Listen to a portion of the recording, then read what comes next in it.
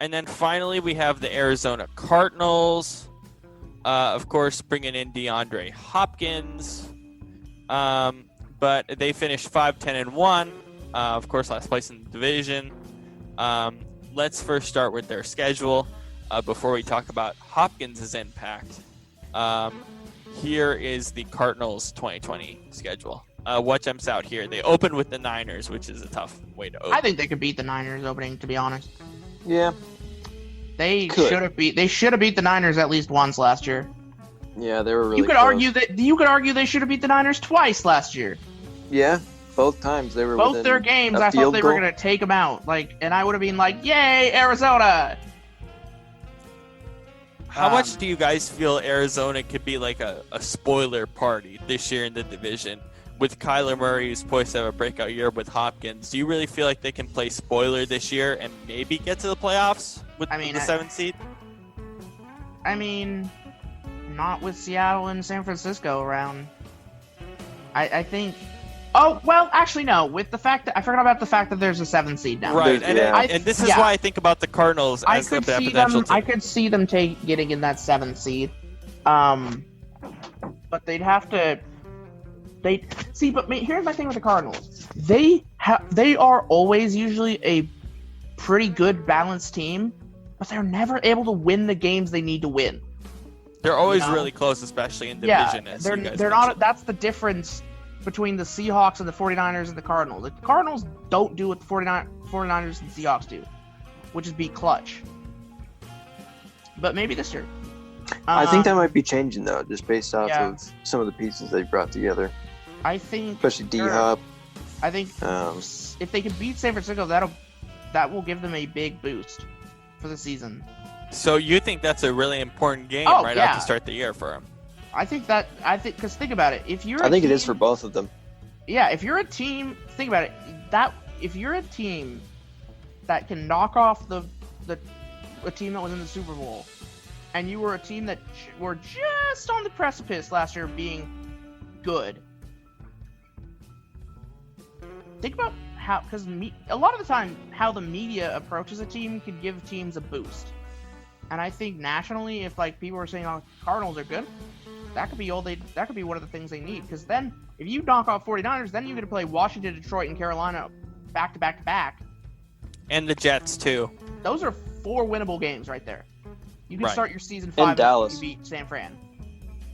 Yeah.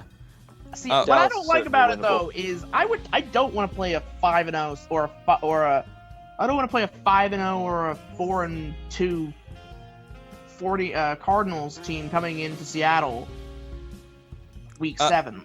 They're playing at Arizona for that one, week 7. No, oh yeah, you're right. Yeah, at Arizona. Which again, we don't do good in Arizona. It doesn't go well. So no, they do good in Arizona, but they are bad against Arizona in Seattle. The hell you talk about? We get all their players killed in Arizona. Shane, look at last year. The last 3 times we've gone there, we've had someone get hurt. Shane, what are your expectations of the Cardinals this year before we get to the X Factor players? I think I really like the direction this organization's going for sure. I've said it, and just after the draft and some of the free agents that they've gotten in the off season, I think it's just another step in the right direction for them, really. I think Kyler Murray will continue to cement himself as a decent NFL player. He reminds me a lot of Russell Wilson or Lamar Jackson, but not quite as good as them. But he has great skills without a doubt. So I mean, like you guys have been saying, I think they could maybe sneak into that 7 seed. I wouldn't be surprised. Expectations for Kyler. Do you feel like he's poised for a really, really excellent season? I do. I mean, if you look at his numbers from last year, and that was, with a weaker O-line and, without D-Hop, I mean, that's, and he was a rookie too, you know what I mean? Now he has had a whole year of experience. He's going to mature. He's going to be older and wiser. Not by much, but it is a little. And he's got all these extra pieces around him now. I think he could very easily have, 25 touchdowns and maybe 4,000 yards. So, yeah. X Factor players for you guys as well. I don't think it's in the lineup here, but Isaiah Simmons, obviously. Also, he does not turn the ball over very much. Right. Kyler. Yeah. Less than Tom Brady last year. Fun fact. Anyways. I think. Yeah. Oh, go ahead. Oh, I was just gonna say the X Factor. I'd agree, Robert.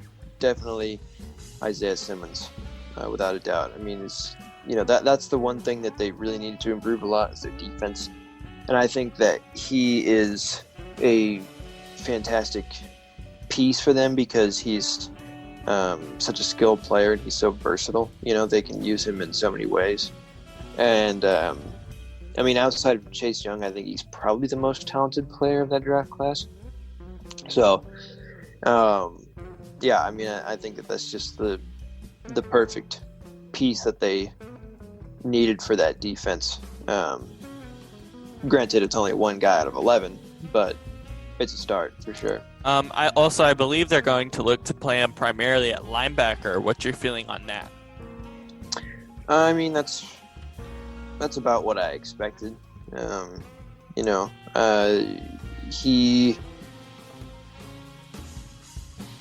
What is his second best position? It's linebacker. I would say it's left, right outside, or it's left outside, right outside, and then strong safety, probably. Yeah. So either play him at safety or linebacker, but I think they're expected to do linebacker. I believe Kingsbury has come out and said that after they drafted him, so yeah. It'll be interesting. Yeah, no. I think linebacker is where he should be, regardless of if he's inside or outside or whatever, but yeah. Brandon, what's your X factor for the Cardinals? Probably Patrick Peterson. I just think. I was like, Pat Pete, who's that? Pat Pete, that's what I call him. Pat Pete well, I love or Pat Byron Pete. Murphy. I think they both. I mean, man, I think if they can have two lockdown corners who just are like deadly this season, Arizona will have kind of an easy time because they can put a lot of pressure on teams and just make them throw the ball. It's kind of like what the Seahawks did in a way back in the day. Yeah. I'm going to go with Kenyon Drake.